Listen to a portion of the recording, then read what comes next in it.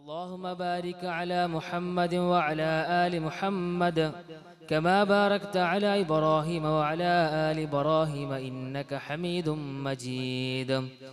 أما بعد فإن خير الكلام كلام الله وخير الحديث حديث محمد صلى الله عليه وسلم وشر الأمور محدثاتها وكل محدثة بدعة وكل بدعة ضلالة وكل ضلالة في النار.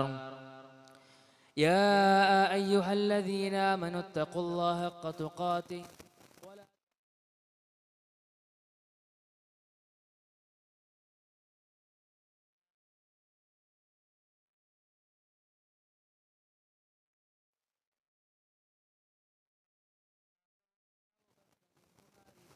كثيرا ونساء واتقوا الله الذي تساءلون به والأرحام إن الله كان عليكم رقيبا.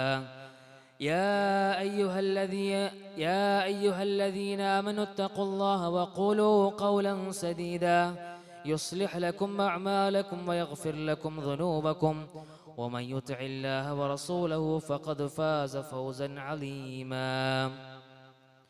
أعوذ بالله من الشيطان الرجيم. بسم الله الرحمن الرحيم.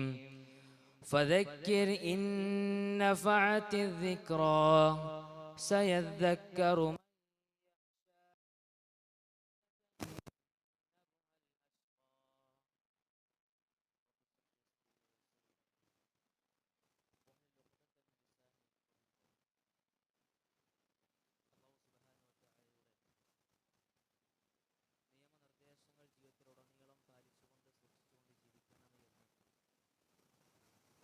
മറക്കാതെ നിങ്ങൾ ഓരോരുത്തരെയും ഓർമ്മപ്പെടുത്തുകയാണ്, വസിയത്ത് ചെയ്യുകയാണ്. അല്ലാഹു സുബ്ഹാനഹു വ തആല നമുക്ക് നൽകിയ എണ്ണമില്ലാത്ത നിഅമത്തുകൾ ജീവിതത്തിൻ്റെ എല്ലാ മേഖലകളിലും ആസ്വദിച്ച് ജീവിക്കുന്നവരാണ് നമ്മൾ ഓരോരുത്തരും. എത്രത്തോളം അതിനെല്ലാം ശുക്ർ ചെയ്തുകൊണ്ട് ജീവിതത്തെ ക്രമീകരിക്കാൻ നമ്മൾ തയ്യാറായിട്ടുണ്ട് എന്നുള്ളത് ഒരു വിചാരണ നടത്തുന്നത് അനിവാര്യമാണ്. പ്രത്യേകിച്ചും ഇന്നത്തെ കാലഘട്ടത്തിൽ ആർക്കും മറ്റൊരാളെ തിരുത്തുന്നതോ മറ്റുള്ളവരെ ഉപദേശിക്കുന്നതോ ഇഷ്ടമില്ലാത്തൊരു കാലഘട്ടത്തെ നമ്മൾ ജീവിച്ചുകൊണ്ടിരിക്കുന്നത്. തൻ്റെ ഇഷ്ടപ്രകാരം തൻ്റെ ജീവിതത്തെ നയിക്കുന്ന ഒരു കാലഘട്ടത്തിലാണ് നമ്മൾ ജീവിച്ചുകൊണ്ടിരിക്കുന്നത്. വിദ്യാർത്ഥികളെയായാലും മുതിർന്നവരെ ആയാലും ആരെയാണെങ്കിലും തിരുത്തലുകൾ അല്ലെങ്കിൽ ഉപദേശങ്ങൾ സ്വീകരിക്കാൻ തയ്യാറാവുക എന്നുള്ളത് അതിനോടെന്തോ ഒരു വിമുഖത സാധാരണഗതിയിൽ നമ്മൾ കണ്ടുകൊണ്ടിരിക്കുന്ന ഒരു കാലഘട്ടത്തിൽ നമ്മൾ ജീവിച്ചുകൊണ്ടിരിക്കുന്നത്. എന്നാൽ പ്രവാചകൻ സല്ലല്ലാഹു അലൈഹി വസല്ലമയുടെ സ്വഹാബത്തിനടുത്ത് പരിശോധിക്കുമ്പോൾ പ്രവാചകന്റെ അടുക്കൽ അവർ വന്ന്, പ്രവാചകരെ, ഞങ്ങളൊന്ന് ഉപദേശിച്ച് നൽകണം, ഞങ്ങൾക്ക് അള്ളാഹുവിൻ്റെ അടുക്കൽ ഏറ്റവും പ്രതിഫലം ലഭിക്കുന്ന കർമ്മങ്ങളെക്കുറിച്ച് ഞങ്ങൾക്ക് പറഞ്ഞു തരണം പ്രവാചകരെ. സ്വർഗത്തിലേക്ക് അടുപ്പിക്കുന്നതും നരകത്തിൽ നിന്ന് അകറ്റി നിർത്തുന്നതുമായ കർമ്മങ്ങൾ പ്രവാചകരെ അങ്ങ് ഞങ്ങൾക്ക് പറഞ്ഞു തരണം എന്ന് പ്രവാചകന്റെ അടുക്കൽ വന്ന് സ്വഹാബത്ത് ചോദിച്ച പല ചോദ്യങ്ങളെയും ഹദീസുകളിലൂടെ നമുക്ക് കാണുവാൻ സാധിക്കും. ഇന്ന് നമ്മൾ ഖുതുബയിൽ സൂചിപ്പിക്കുന്നത് പ്രവാചകന്റെ അടുക്കൽ വന്ന് ഒരു സ്വഹാബി ചോദിക്കുന്ന ഒരു ഉപദേശത്തിൽ 3 കാര്യങ്ങളാണ്, 3 ഉപദേശമാണ് പ്രവാചകൻ സല്ലല്ലാഹു അലൈഹി വസല്ലം ഹദീസിലൂടെ ആ വ്യക്തിക്ക് കൊടുത്തതായി നമുക്ക് കാണുവാൻ സാധിക്കും. പ്രവാചകന്റെ അടുക്കലേക്ക് വന്ന് പ്രവാചകനോട് ചോദിച്ചു, പ്രവാചകരെ, അല്ലിംനി, ഞങ്ങൾക്ക് പഠിപ്പിച്ചു തരി പ്രവാചകരെ, എനിക്ക് പഠിപ്പിച്ചു തരി, എന്നെ ഉപദേശിക്കൂ പ്രവാചകരെ. എന്നിട്ട് പ്രവാചകൻ സല്ലല്ലാഹു അലൈഹി വസല്ലം 3 ഉപദേശങ്ങളാണ് അവിടെ നൽകുന്നത്. നമ്മുടെ ജീവിതത്തിൽ നാം സദാസമയം കൊണ്ട് നടക്കുന്ന നമസ്കാരത്തെക്കുറിച്ചായിരുന്നു ഒന്നാമത്തെ പ്രവാചകന്റെ ഉപദേശം. നീ നമസ്കരിക്കാൻ നിൽക്കുന്ന സമയത്ത് ഇത് നിന്റെ അവസാനത്തെ നമസ്കാരമാണ് എന്ന് നീ നിന്റെ മനസ്സിൽ കൊണ്ടുവന്ന് ആ നമസ്കാരത്തെ നീ ക്ലിയർ ആക്കുക. ഇത് പറയുന്ന സമയത്ത് നമ്മുടെ മനസ്സിൽ പല ചിന്തകളും നമ്മുടെ മനസ്സിൽ കടന്നു വന്നിട്ടുണ്ടാവും. ഇന്ന് സുബഹി നമസ്കരിച്ചവരാണ് നമ്മൾ ഓരോരുത്തരും. പള്ളിയിൽ കയറിയ ഉടനെ 2 റക്അത്തോ അല്ലെങ്കിൽ 4 റക്അത്തോ സുന്നത്ത് നമസ്കരിച്ചവരാണ് നമ്മൾ ഓരോരുത്തരും. എൻ്റെ ഈ നമസ്കാരം എൻ്റെ അവസാനത്തെ നമസ്കാരമാണ് എന്ന് ഏതെങ്കിലും ഒരു നമസ്കരിക്കുന്ന സമയത്ത് മനസ്സിലേക്ക് വന്നു നമുക്കത് ആ നമസ്കാരം ക്ലിയർ ആവണമെന്നുണ്ടെങ്കിൽ ഇതെന്റെ അവസാനത്തെ നമസ്കാരമാണ് എന്ന് നമ്മുടെ മനസ്സിലേക്ക് വന്നാൽ ആ തക്ബീറത്തുൽ ഇഹ്റാമോടുകൂടെ നമ്മൾ പ്രവേശിക്കുന്ന നമസ്കാരത്തിൽ നമ്മൾ ഇന്നേ വരെ നമസ്കരിച്ചിട്ടില്ലാത്തൊരു അനുഭൂതി ആ നമസ്കാരത്തിൽ നമുക്ക് ലഭിക്കും എന്നുള്ളതാണ്. ആലോചിക്ക്, നമ്മൾ രാവിലെ എന്തോ ഒരു നെഞ്ഞുവേദന വന്ന് ഡോക്ടറെ കാണാൻ പോയപ്പോൾ ഡോക്ടർ പറഞ്ഞു ഇനി കൂടുതലൊന്നുമില്ല, കഴിയാനായിട്ടുണ്ട്, ഈ ദുനിയാവിലെ ജീവിതം ഏകദേശം അവസാനിക്കാനായിട്ടുണ്ട്, ഏറി വന്നാൽ 2 മാസമോ 3 മാസമോ വേണ്ട 1 ആഴ്ചയോ നിങ്ങൾ ജീവിക്കുള്ളൂ എന്ന് പറഞ്ഞാൽ ആ ഒരു സമയത്ത് നമ്മുടെ പ്രവർത്തനങ്ങൾ എത്രത്തോളം സൂക്ഷ്മമായിട്ടായിരിക്കും നമ്മൾ ചെയ്യുക എന്നുള്ളത് ആലോചിക്കുക. ഒരു പേപ്പർ നമുക്ക് സബ്മിറ്റ് ചെയ്യേണ്ട ഒരു ഓഫീസിൽ, ആ ഓഫീസ് 5 മണിക്ക് അടക്കുന്നുണ്ടെങ്കിൽ ഇനി നമുക്ക് അപേക്ഷിക്കാൻ സമയമില്ല എന്നുണ്ടെങ്കിൽ എത്രത്തോളം സൂക്ഷ്മതയോടുകൂടെ ആയിരിക്കും നമ്മൾ അതിനെ കൈകാര്യം ചെയ്യുക.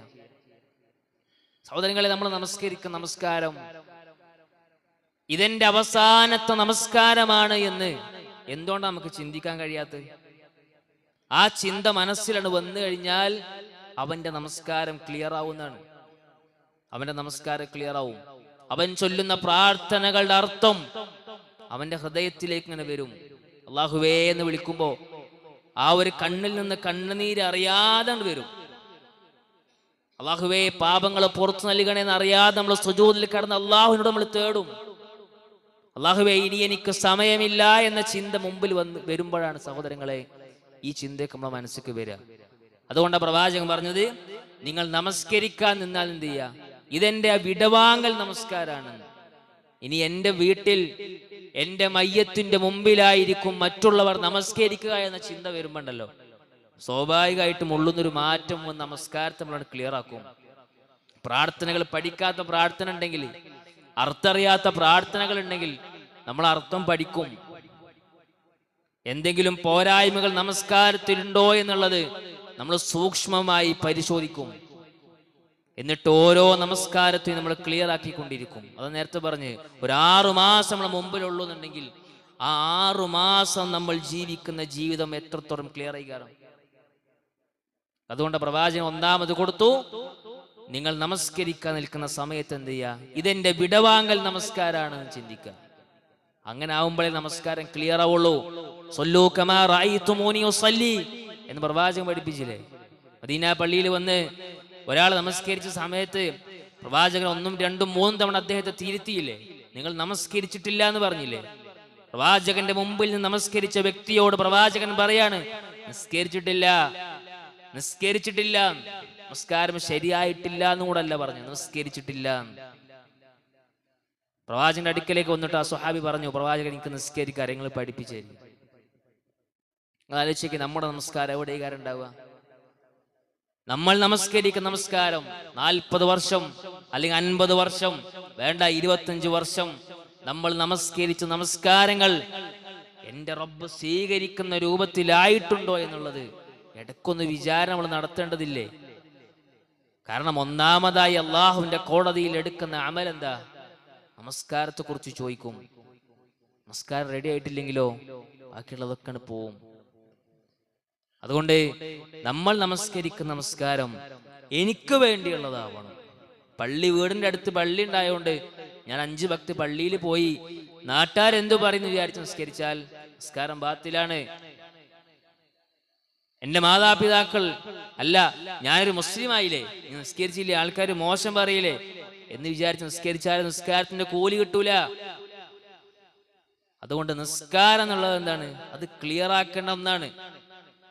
അതെങ്ങനെ ക്ലിയർ ആക്കുക? ഒരുപാട് സംവിധാനങ്ങൾ മുമ്പിലുണ്ട്, പുസ്തകങ്ങളുണ്ട്, ക്ലാസ്സുകളുണ്ട്, വായിക്കാനും കേൾക്കാനും ഒരുപാട് അവസരങ്ങളുണ്ട്. ഇനിയും നമ്മൾ നമസ്കാരത്തെ ക്ലിയർ ആക്കിയിട്ടില്ല എന്നുണ്ടെങ്കിൽ, നമ്മൾ നമസ്കരിക്കുന്ന നമസ്കാരം സ്വല്ലൂ കമാ റഅയ്തുമൂനി വസല്ലി, ആ ഹദീസിനോട് പ്രവാചകൻ പറഞ്ഞ ആ വാക്കുകളോട് ചേർത്തി വെക്കാൻ നമുക്ക് പറ്റിയിട്ടില്ലെങ്കിൽ, സഹോദരങ്ങളെ, നമ്മൾ നിസ്കരിക്കുന്ന നമസ്കാരಕ್ಕೆ എന്തേക്കാര അവസ്ഥ? അതുകൊണ്ടാണ് പ്രവാചകൻ ഒന്നാമത് കൊടുത്തത്, നിങ്ങൾ നമസ്കരിക്കുന്ന നമസ്കാരം വിടവാങ്ങുന്നവനെ പോലെ നമസ്കരിക്കുക. അപ്പൊ പഠിക്കാത്തവനും പഠിക്കും, അറിയാത്ത ആളുകളും അത് അറിയാൻ ശ്രമിക്കും, മനസ്സിലാക്കാൻ ശ്രമിക്കും, നമസ്കാരം ക്ലിയർ ആക്കാൻ ശ്രമിക്കും. അതുകൊണ്ട് നമസ്കാരത്തെ ക്ലിയർ ആക്കുക എന്നുള്ളത് ഏറ്റവും നിർബന്ധമായ കാര്യമാണ്. നമ്മളൊക്കെ അള്ളാഹുവിനെ മാത്രമേ ആരാധിക്കാൻ പാടുള്ളൂ വിശ്വസിച്ച് ജീവിക്കുന്ന ആൾക്കാരല്ലേ? അതൊക്കെ ക്ലിയറായി. നിസ്കാരം ഒന്നും ക്ലിയർ അല്ല. നിസ്കാരമൊക്കെ വേറെ വായിക്കും, നമ്മൾ വേറെ വായിക്കുകയാണെങ്കിൽ എന്തേക്കാരം നമ്മളെ അവസ്ഥ? എന്താ റബ്ബിന്റെ മുമ്പിൽ നമ്മൾ ഉദ്ർ പറയാ? കല്യാണിന് പഠിച്ചോ നിസ്കരിച്ചില്ല, ജോലി തിരക്കായിരുന്നു പഠിച്ചോ നിസ്കരിച്ചിട്ടില്ല, എന്റെ പരീക്ഷയായിരുന്നു പഠിച്ചോ നിസ്കരിച്ചിട്ടില്ല എന്ന് റബ്ബിന്റെ മുമ്പിൽ ഉദ്ർ പറയാൻ പറ്റുമോ?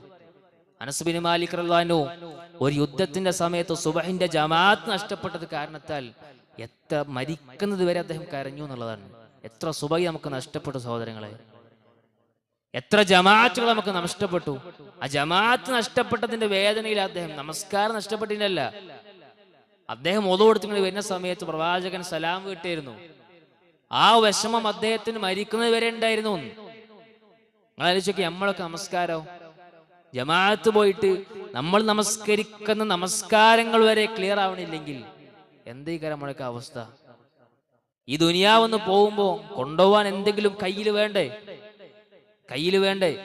ഇവിടുന്ന് മഞ്ചേരിയങ്ങാടിക്ക് നമ്മൾ സാധനം വാങ്ങാൻ ഇറങ്ങുമ്പോ അതിനുള്ള സംവിധാനങ്ങളുമായിട്ട് നമ്മൾ പോവാ. അള്ളാന്റെ മുമ്പിൽ നിൽക്കുമ്പോ ഒന്നാമതായി വിചാരണ ചെയ്ത് നമസ്കാരം പോലും ക്ലിയർ അല്ലെങ്കിൽ എന്തായിരിക്കും നമ്മുടെ ബാക്കി അമലിന്റെ അവസ്ഥ? നമ്മൾ നിരന്തരം പരിശോധിക്കണം. നമസ്കാരം കഴിഞ്ഞ ശേഷം നമ്മൾ ചിന്തിക്കണം, എന്റെ നമസ്കാരം റെഡി ആയിട്ടുണ്ടാവും. നമുക്ക് ഉറപ്പിച്ച് നമുക്ക് പറയാൻ പറ്റണം. നമുക്ക് ഉറപ്പിച്ച് നമ്മൾ നെഞ്ഞത്ത് കൈവച്ച് നമുക്ക് പറയാൻ പറ്റും, എന്റെ നിസ്കാരം പ്രവാചകൻ പഠിപ്പിച്ച രൂപത്തിൽ ഞാൻ ആക്കിയിട്ടുണ്ട്. അല്ലാഹു അത്തരക്കാലം നമ്മൾ ഉൾപ്പെടുത്തി അനുഗ്രഹിക്കുമാറാകട്ടെ. രണ്ടാമതായി പ്രവാചകൻ സ്വല്ലല്ലാഹു അലൈഹി വസല്ലം കൊടുത്ത ഉപദേശം നല്ല സംസാരം സംസാരിക്കാൻ. ചില ആളുകളെ കുറിച്ച് നമ്മൾ പറയും, നിസ്കാരം ക്ലിയർ ആണ്, നോമ്പ് ക്ലിയർ ആണ്, ബാക്കിയൊക്കെ ഓൻ എല്ലാത്തിനും പെർഫെക്റ്റ് ആണ്. സംസാരിച്ചാൽ ഓനോട് സംസാരിക്കാൻ പറ്റൂല. മോശപ്പെട്ട രൂപത്തിൽ അവൻ സംസാരിക്കുക, കളിയാക്കിയിട്ടാ സംസാരിക്കുക, പരിഹസിച്ചുകൊണ്ടാ സംസാരിക്കുക, ആളുകളുടെ ഇടയിലിട്ട് അപമാനപ്പെടുത്തവൻ. നമ്മുടെ അമലുകൾ ഓരോന്നോരോന്നായി പൊളിഞ്ഞു പോകും സഹോദരങ്ങളെ, ആ രൂപത്തിൽ നമ്മളെ സംസാരം എന്നുണ്ടെങ്കിൽ. നമ്മളെല്ലാ നമസ്കാരത്തിലും എല്ലാ ജുമുഅന്റെ സമയത്തും തുടക്കത്തിൽ നമ്മൾ ഓതുന്ന ആയത്തല്ലത്, യാ അയ്യുഹല്ലദീന ആമനു തഖുല്ലാഹ വഖൂലു ഖൗലൻ സദീദ യുസ്ലിഹ് ലക്കും അഅമാലക്കും വയഗ്ഫിർ ലക്കും ദുനൂബക്കും വമൻ യുതിഇല്ലാഹ വറസൂലഹു ഫഖദ് ഫാസ ഫൗസൻ അലീമൻ. എത്ര ഖുതുബയിൽ നമ്മൾ കേട്ടിട്ടുണ്ട്. ഇന്ന് വരെ അതിന്റെ തഫ്സീർ ഒന്ന് എടുത്ത് വായിച്ചു നോക്കിയുണ്ട്. നമ്മൾ സംസാരിക്കുന്ന സംസാരം കൊണ്ട് ഒപ്പം നിൽക്കണ ആക്കൊരു വേദന ഉണ്ടെങ്കിൽ നമ്മൾ ചെയ്യുന്ന അമലുകൾ അവൻ്റെ അടുക്കാണ് പോവും, അവന്റെ അടുക്കിലേക്കാണ് പോവും. അതുകൊണ്ടാണ് പണ്ഡിതന്മാരായ ആൾക്കാർ പറഞ്ഞ, ചില ആളുകൾ അള്ളാഹുവിന്റെ കോടതിയിൽ ധാരാളം അമലുകളുമായിട്ട് വരും, പക്ഷേ മറ്റുള്ളവരെ അപമാനപ്പെടുത്തിയിട്ടുണ്ടാവും, മറ്റുള്ളവരെ പരിഹസിച്ചിട്ടുണ്ടാവും, ആളുകളിൽ മോശം പറഞ്ഞിട്ടുണ്ടാവും, ഏഷണിയും പരദൂഷണവുമായി മറ്റുള്ളവരെ മോശപ്പെടുത്തിയിട്ടുണ്ടാവും. അല്ലെ? ഇവിടെ പറഞ്ഞതാവില്ല അവിടെ പറയാ, മനുഷ്യർ തമ്മിൽ തെറ്റിക്കാൻ വേണ്ടി ശ്രമിക്കുക, പരസ്പരം വിദ്വേഷം ഉണ്ടാക്കുക, കുടുംബങ്ങൾക്കിടയിൽ ചിത്രത ഉണ്ടാക്കുക, ചെറിയ വാക്കുകൾ നമ്മുടെ അമലുകൾ വരെ നഷ്ടപ്പെട്ടു പോവും. നമ്മൾ നമസ്കരിച്ച് നമസ്കാരം ആർക്കാണോ വേദന ഉണ്ടായത് നമുക്ക് എടുത്തു കൊടുക്കും. അതുകൊണ്ടല്ലേ പ്രവാചകൻ അടുക്കലേക്ക് വന്നിട്ട് പ്രവാചകൻ ഹസൻ പറഞ്ഞില്ല, സ്വഹാബത്ത് ചോദിച്ചില്ല, മനിൽ മുഫ്ലിസ്, ആരാണ് പാപ്പർ, ആരാണ് പാപ്പരായ ആളാരാണെന്ന് ചോദിച്ചപ്പോൾ സ്വഹാബത്തൊക്കെ മറുപടി കൊടുത്തു, എന്താ ദീനാറോ ദിർഹമോ കയ്യില്ലാത്ത ആളാണ്. അവിടെ പ്രവാചകൻ പറഞ്ഞു കൊടുത്തു, അവന്റെ കൈ കൊണ്ട് ഓരോന്നോരോന്ന് ഇങ്ങനെ പറഞ്ഞു കൊടുത്തു പ്രവാചകൻ. അതിൽ പെട്ടാണത് അവൻ മറ്റുള്ളവർ അപമാനത്തെ ക്ഷതമേൽപ്പിച്ചവൻ, മാനസികമായി പ്രയാസം ഉണ്ടാക്കുക. ഇന്ന് അതൊക്കെ ഒരു ഹരമായി മാറിക്കൊണ്ടിരിക്കുകയാണ്. നാലാൾ കൂടുമ്പോ ഒരാളിട്ടിങ്ങട്ട് മക്കാറാക്കാറില്ല നമ്മള്, അതൊക്കെ ഒരു ഹരമായിട്ട് കണ്ടുകൊണ്ടിരിക്കുന്ന ആളുകളാണ്. അതൊരു ബ്ലോഗാക്കിക്കൊണ്ടിരിക്കുന്ന ആൾക്കാരാണ് നമ്മൾ. അവന്റെ അഭിമാനത്തിന് ക്ഷതമേൽക്കുന്ന രൂപത്തിൽ നമ്മുടെ അടുക്കൽ നിന്നൊരു വാക്ക് വന്നാൽ, ആയിഷ റളിയല്ലാഹു പറഞ്ഞില്ലേ, ഒരാളെ കുറിച്ച് കുറിയവൾ എന്ന ഒരു സ്ത്രീയെ കുറിച്ച് കുറിയവൾ എന്ന് പറഞ്ഞപ്പോ അള്ളാന്റെ പ്രവാചകൻ എന്താ പറഞ്ഞുകൊടുത്ത്? ആയിഷ പ്രവാചകന്റെ മുഖം പിന്നെ ചുവന്ന് തൊടുത്തു എന്നാണ്, ദേഷ്യം കൊണ്ട്. എന്നിട്ട് പ്രവാചകൻ പറഞ്ഞുകൊടുത്തു, നീ അതൊരു കടലിൽ കൊണ്ടുപോയി മുക്കിയാൽ ആ കടൽ മുഴുവൻ എന്ത് ചെയ്യും? അതിന്റെ വിഷം ഉണ്ടാവും. ആലോചിച്ച് നോക്കി. ഇന്ന് ഇരട്ടപ്പേരുകൾ വിളിച്ച് മറ്റുള്ളവരെ കളിയാക്കുന്നുള്ളത് അതൊരു ഹരമായി മാറിക്കൊണ്ടിരിക്കുകയാണ്. നാട്ടിലൊക്കെ അതൊരു ഹരാണ്. കൂട്ടുകാർക്കിടയിൽ അതൊരു ഹരമാണ്. മറ്റുള്ളവരുടെ മുമ്പിൽ വെച്ച് അപമാനപ്പെടുത്താൻ വേണ്ടി ഇരട്ടപ്പേരുകൾ വിളിക്കുക എന്നുള്ളത്. നമ്മൾ ചെയ്യുന്ന അമലുകൾ ഓരോന്നോരോന്നായി പൊളിഞ്ഞുകൊണ്ടിരിക്കും. അതുപോലെ കുറ്റം പറയാ, അങ്ങോട്ടും ഇങ്ങോട്ടും കുറ്റം പറയാ.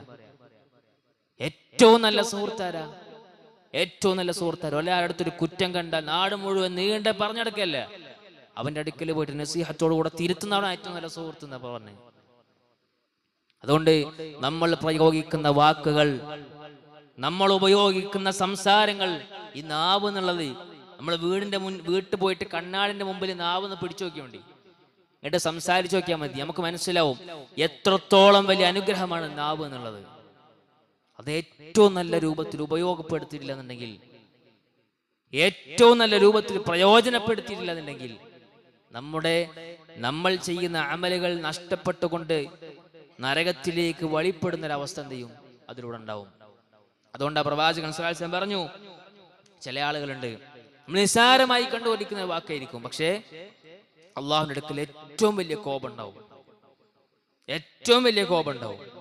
ആ നിസ്സാരമായി നമ്മൾ പറയുന്ന ചില നന്മകൾ ഉണ്ടാവും, ചില വാക്കുകൾ ഉണ്ടാവും. അള്ളാഹുവിന്റെ അടുക്കൽ ഏറ്റവും പ്രതിഫലം കിട്ടും, അള്ളാഹു തൃപ്തി നൽകുകയും ചെയ്യും. അപ്പൊ നമ്മൾ സംസാരിക്കുന്ന സംസാരം മറ്റുള്ളവരെ വേദനപ്പെടുത്തുന്നുണ്ടോ എന്നുള്ളത് എന്ത് ചെയ്യുക? നമ്മളൊന്ന് പരിശോധിക്കണം. ഞാൻ കണ്ടത് അപ്പൊ പറയും എന്ന് പറഞ്ഞോണ്ട് കാര്യം ഉണ്ടാവില്ല.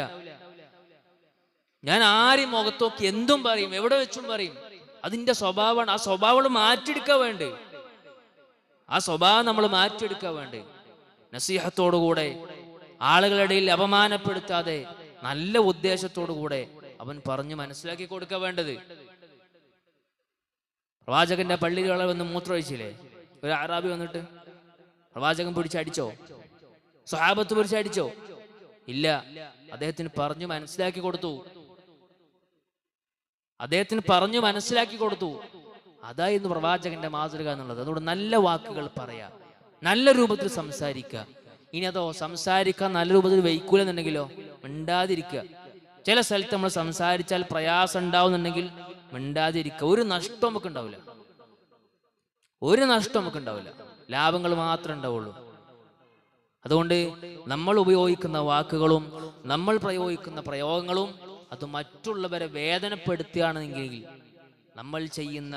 നമ്മൾ നമസ്കരിക്കുന്ന നമസ്കാരങ്ങൾ മുഴുവൻ, അല്ലെങ്കിൽ നമ്മൾ ചെയ്യുന്ന ഏത് നന്മണ്ടോ, ഇതെല്ലാം അവരിലേക്ക് പോകുന്ന അവസ്ഥ ഉണ്ടാവും. കൈയൊന്നുമില്ലാതെ നരകത്തിലേക്ക് എറിയപ്പെടുന്നൊരവസ്ഥ നമുക്കുണ്ടാവും. നമുക്ക് കാത്തിരക്ഷിക്കുമാറാകട്ടെ. മൂന്നാമതായി പ്രവാചകൻ സ്വല്ലല്ലാഹു അലൈഹി വസല്ലം കൊടുത്ത ഉപദേശം ജനങ്ങളെ കയ്യിൽ നിന്നും ആഗ്രഹിക്കാതിരിക്കുക എന്നുള്ളത്. ജനങ്ങളെ കയ്യിൽ നിന്ന് ഒന്നും ആഗ്രഹിക്കാതിരിക്കുക എന്നുള്ളത്. ദുനിയാവിനൊരു വിരക്തി ഉണ്ടാവണം നമുക്ക്. അതിൽ വെച്ചിട്ട് ജോലിക്ക് പോകണ്ട, മറ്റുള്ള കാര്യങ്ങളൊന്നും ഏർപ്പെടണമെന്നല്ല. പ്രവാചകൻ സ്വല്ലല്ലാഹു അലൈഹി വസല്ലം ജോലിക്ക് പോകുന്ന പ്രോത്സാഹിപ്പിച്ചതാണ്. പ്രവാചകൻ സ്വല്ലല്ലാഹു അലൈഹി വസല്ലം ജോലിക്ക് പോകുന്നതിനെ പ്രോത്സാഹിപ്പിച്ചേക്കാണ്. കാരണം എന്താ? ജോലിക്ക് പോകുമ്പോൾ എന്ത് ചെയ്യും? അവനവന് വേണ്ട കാര്യങ്ങൾ അവനവൻ നേടാൻ ശ്രമിച്ചുകൊണ്ടിരിക്കും, ഹലാലായ മാർഗത്തിൽ ശ്രമിച്ചുകൊണ്ടിരിക്കും. എന്നാലോ ഒരു പണിയും ഒരു ജോലിയും കൂലി ഇല്ലാത്ത ഒരാളാണെങ്കിലോ ആ മറ്റുള്ളവർ സഹായിച്ചോട്ടെ ഇങ്ങനെ ഇരിക്കും. അതല്ല ഇസ്ലാം പഠിപ്പിച്ചത്. കഴിവെങ്കിൽ എന്ത് ചെയ്യുക? ജോലിക്ക് പോവുക. മറ്റുള്ളവരുടെ കീഴിൽ നിന്ന് സഹായം അത്യാവശ്യമാണെങ്കിൽ മാത്രം, അല്ലെങ്കിൽ എന്ത് ചെയ്യരുത്? നമ്മളെ കൊണ്ട് കഴിയാൻ പറ്റുന്ന രൂപത്തിൽ എന്ത് ചെയ്യുക? അത് നമ്മൾ മനസ്സിലാക്കി നമ്മൾ ജീവിതത്തിൽ എന്ത് ചെയ്യുക? അതിനു വേണ്ടി ക്രമീകരിക്കുക. അപ്പുറത്തോൻ്റെ വീട്ടിൽ വലിയ കാറ് വാങ്ങിയെങ്കിൽ നമുക്ക് അതിന് പൈസ ഇല്ലെങ്കിൽ നമ്മൾ അതിനനുസരിച്ച് നിൽക്കണം. അതിനനുസരിച്ച് നമ്മൾ ജീവിതം ക്രമീകരിക്കണം. ഓൻ 1500 കുപ്പായ ഇടണമെങ്കിൽ നമ്മുടെ അടുത്ത് അതിന് വാങ്ങാനുള്ള പൈസ ഇല്ലെങ്കിൽ എന്ത് ചെയ്യേണ്ടി വരും? 300 കുപ്പായ ഇടേണ്ടി വരും. അവരെല്ലാ കല്യാണത്തിനും ഡ്രസ്സ് എടുക്കണമെങ്കിൽ നമ്മളെ കല്യാണത്തിൽ നമുക്ക് പൈസ ഉണ്ടാവില്ല, നമ്മൾ അതിനനുസരിച്ച് നിൽക്കണം. എന്താണോ നമ്മളെ കയ്യിലുള്ളത് അതിനൊരു ബറക്കത്ത് പഠിച്ചു നൽകും. അതല്ലാതെ മറ്റുള്ളവരിൽ നിന്ന് ആഗ്രഹിച്ച് അത് എനിക്ക് അവൻ തരുവൈക്കാരം എന്ന് വിചാരിച്ച് ഇങ്ങനെ ആഗ്രഹിച്ച് മറ്റുള്ളവരുടെ കയ്യിൽ നിന്ന് എന്താണുള്ളത് അത് ആഗ്രഹിച്ചുകൊണ്ട് ജീവിക്കുന്നുള്ളതല്ല. നമ്മുടെ ജീവിതം നമ്മൾ കണ്ടെത്തണം. നമുക്ക് എന്താണോ ജോലി ചെയ്യാൻ പറ്റുക ആ ജോലി ചെയ്യുക. അതിൽ പഠിച്ചും കുറഞ്ഞ സമ്പത്ത് തരുന്നുണ്ടെങ്കിലും കുറഞ്ഞ കൂലിയ പഠിച്ചു നൽകണമെന്നുണ്ടെങ്കിലും അതിൽ നമുക്ക് കിട്ടുന്നൊരു സന്തോഷം ഉണ്ടാവും. അപ്പൊ കോടിക്കണക്കിന് വരുമാനങ്ങളുള്ള ആളോട് ചോദിച്ചു നോക്കി വേണ്ടി സമാധാനമായിട്ട് കടന്നുറങ്ങാൻ പറ്റുണ്ടോന്ന്, കുടുംബത്തിൽ സമാധാനം ഉണ്ടോന്ന്, മക്കളിടയിൽ സമാധാനം ഉണ്ടോന്ന്? അവർക്കൊക്കെ ഇല്ല. എന്താ പൈസ കുറേ ഉണ്ട്, പക്ഷെ എന്താ ഒരു സമാധാനം ഇല്ലെന്ന് അവർക്ക് പറയാണ്ടാവുള്ളൂ. എന്നാലും ഒരു ചെറ്റക്കുള്ളിൽ ജീവിക്കുന്ന ആളാണെങ്കിലോ ഓന് സമാധാനത്തോടു കൂടെ സന്തോഷത്തോടു കൂടെ കിടന്നുറങ്ങാൻ പറ്റുണ്ടാവും. അതുകൊണ്ട് ആ രൂപത്തിലായിരിക്കണം നമ്മുടെ ജീവിതത്തെ നമ്മൾ ക്രമീകരിക്കേണ്ടത്. അള്ളാഹു എങ്ങനെയാണോ ഇഷ്ടപ്പെടും എന്ന് പറഞ്ഞത് ആ രൂപത്തിൽ നമസ്കാരത്തെ ക്ലിയറാക്കി നമ്മൾ ചെയ്യുന്ന അമലുകൾ മറ്റുള്ളവർക്ക് പോകുന്ന അവസ്ഥ ഇല്ലാതെ നല്ല വാക്കുകൾ പ്രയോഗിച്ച് നല്ല രൂപത്തിൽ സംസാരിച്ച് നല്ല രൂപത്തിൽ പെരുമാറി മറ്റുള്ളവരെ കൂടെ ഈ ഇസ്ലാമിന്റെ കാര്യങ്ങൾ ആകർഷിക്കുന്ന രൂപത്തിലായിരിക്കണം നമ്മുടെ പെരുമാറ്റം ഉണ്ടാവേണ്ടത്.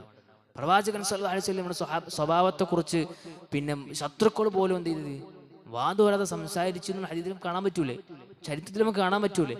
എന്തുകൊണ്ടായിരുന്നു?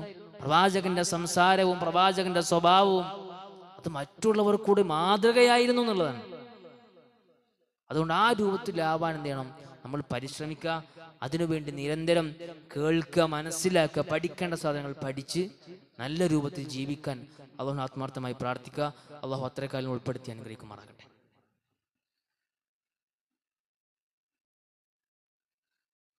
അൽഹംദുലില്ലാഹി റബ്ബിൽ ആലമീൻ വസ്സലാത്തു വസ്സലാമു അലാ അഷ്റഫിൽ അംബിയാഇ വൽ മുർസലീൻ വഅലാ ആലിഹി വസഹ്ബിഹി അജ്മഈൻ അമ്മാ ബഅദ്. അള്ളാഹു സുബ്ഹാനഹു വ തആലയുടെ നിയമനിർദ്ദേശങ്ങൾ പാലിച്ചുകൊണ്ട് ജീവിക്കണമേ എന്ന് ഒരിക്കൽ കൂടെ ഓർമ്മപ്പെടുത്തുകയാണ്, വസിയത്ത് ചെയ്യുകയാണ്. അള്ളാഹും അവന്റെ പ്രവാചകനും എന്തു പഠിപ്പിച്ചോ എന്തു കൽപ്പിച്ചോ അവിടെയാണ് നമ്മൾ നിൽക്കേണ്ടത്. നമ്മുടെ നാട്ടിൽ പല ദിവസങ്ങൾക്കും പല രൂപത്തിലുള്ള പ്രത്യേകതകൾ കൽപ്പിച്ചുകൊണ്ടിരിക്കുന്ന ഒരു കാലഘട്ടത്തിൽ നമ്മളുള്ളത്. ആരോ ഉണ്ടാക്കി എവിടെയോ എഴുതി വെച്ചു, അതൊക്കെ ഇങ്ങനെ നാട് നീളെ കൊണ്ട് നടക്കുന്ന ഒരവസ്ഥ. ഇപ്പൊ ബറാത്ത് നോമ്പ് വരാൻ പോവാണ്, ബറാത്ത് രാവ് വരാൻ പോവാണ്. ഒറ്റ കാര്യം നമ്മൾ ആലോചിച്ചാൽ മതി, അള്ളാഹും അള്ളാഹുവിന്റെ പ്രവാചകനും പഠിപ്പിച്ചിട്ടുണ്ടോ എന്ന സ്വഹാബത്ത് ചെയ്യും. അവിടെ ഇല്ലേ എന്നാ പിന്നെ ദീനിൽ എന്തുണ്ടാവില്ല, അതിന് സ്ഥാനം ഉണ്ടാവില്ല. അത് ഓല് ചെയ്യണില്ലേ, മറ്റോല് പറഞ്ഞതല്ലേ, അവിടെ അങ്ങനല്ലേ ഇവിടെ അങ്ങനല്ലേ, അതൊന്നും ഇസ്ലാമില് പ്രമാണമല്ല. റസൂൽ, നിങ്ങൾ അള്ളാഹിനെ പിൻപറ്റുക, അള്ളാഹിന്റെ റസൂലിനെ പറ്റുക.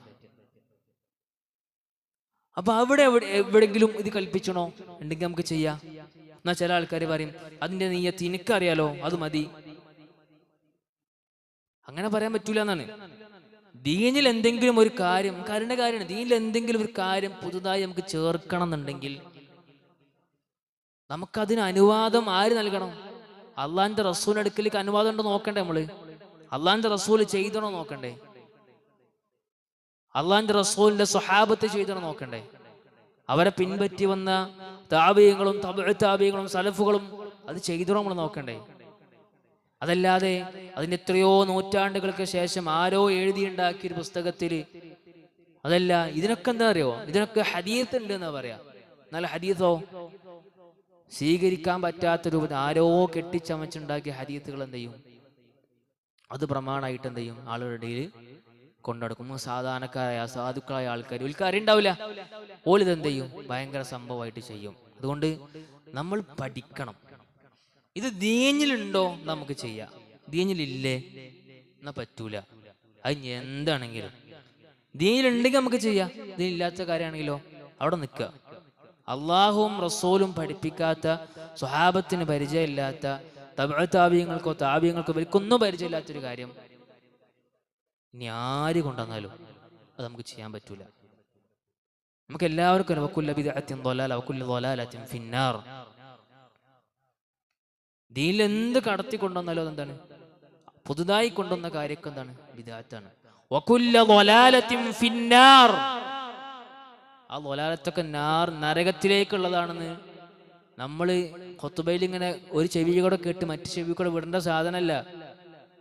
നമ്മൾ ചെയ്യുന്ന അമലുകൾ കൊണ്ട് നല്ലതാണ് എന്ന് വിചാരിച്ച് ചെയ്യുന്ന അമലുകൾ കൊണ്ട് നരകം വാങ്ങിക്കൂട്ടുന്ന അവസ്ഥ എന്തെയും അതിലൂടെ ഉണ്ടാവും. അല്ലാഹു കാത്തുരക്ഷിക്കുമാറാകട്ടെ. അതുകൊണ്ട് ദീനെക്കുറിച്ച് പഠിക്കുക, മനസ്സിലാക്കുക, അത്തരം കാര്യങ്ങളിൽ നിന്നൊക്കെ മാറി നിന്ന് നല്ല ജീവിതം ക്രമീകരിച്ച് അള്ളാഹുനും അവൻ്റെ പ്രവാചകനും ഇഷ്ടപ്പെട്ട രൂപത്തിൽ ജീവിതത്തെ ക്രമീകരിക്കാൻ നമ്മൾ തയ്യാറാവുക. അള്ളാഹു നമുക്ക് തൗഫീഖ് നൽകി അനുഗ്രഹിക്കുമാറാകട്ടെ. നമ്മൾ വന്നു പോയ തെറ്റുകുറ്റങ്ങൾ അള്ളാഹു സുബ്ഹാനഹു വ തആല പുറത്തു മാപ്പാക്കി തരുമാറാകട്ടെ. നമ്മളിൽ നിന്ന് വിട്ടുപിരിഞ്ഞു പോയ മാതാപിതാക്കൾ, ബന്ധുമിത്രാദികൾ, കൂട്ടുകാർ, കുടുംബക്കാർ, അവർക്ക് എല്ലാവർക്കും അള്ളാഹു മഗ്ഫിറത്തും റഹ്മത്തും നൽകി അനുഗ്രഹിക്കുമാറാകട്ടെ. ജീവിച്ചിരിക്കുന്ന മാതാപിതാക്കൾക്ക് ആരോഗ്യവും ദീർഘായുസ്സും നൽകി അനുഗ്രഹിക്കുമാറാകട്ടെ. ജീവിതത്തിൽ പരീക്ഷണങ്ങളും പ്രതിസന്ധികളും അനുഭവിക്കുന്ന, കടം കൊണ്ടും സാമ്പത്തികമായും ശാരീരികമായും മാനസികമായും കുടുംബപരമായും ഒരുപാട് പ്രയാസം അനുഭവിക്കുന്ന അവരുടെ പ്രയാസങ്ങൾ അള്ളാഹു എളുപ്പമാക്കി കൊടുക്കുമാറാകട്ടെ. ലോകത്തിൻ്റെ വിവിധ ഭാഗങ്ങളിൽ പ്രയാസം അനുഭവിക്കുന്ന മുസ്ലിമീങ്ങൾക്കുണ്ട്. അവർക്ക് അള്ളാഹു ക്ഷമിക്കാനുള്ള കഴിവും മനസ്സിന് കരുത്തും ദീനിൽ ഉറച്ചു നിൽക്കാനുള്ള കഴിവും അള്ളാഹു അവർക്ക് നൽകി അനുഗ്രഹിക്കുമാറാകട്ടെ. اللهم اغفر للمؤمنين والمؤمنات والمسلمين والمسلمات والأحياء منهم والأموات إنك مجيب دعوات يا قاضي الحاجات. اللهم أعز الإسلام والمسلمين وأذل الشرك والمشركين. اللهم أعز الإسلام والمسلمين وأذل الشرك والمشركين. اللهم أجرنا من النار. اللهم أجرنا من النار. اللهم أجرنا من النار. ربنا آتنا في الدنيا حسنة وفي الآخرة حسنة وقنا عذاب النار. اللهم يا مقلب القلوب ثبت قلوبنا على دينك. اللهم يا مقلب القلوب ثبت قلوبنا على دينك. آمين آمين برحمتك.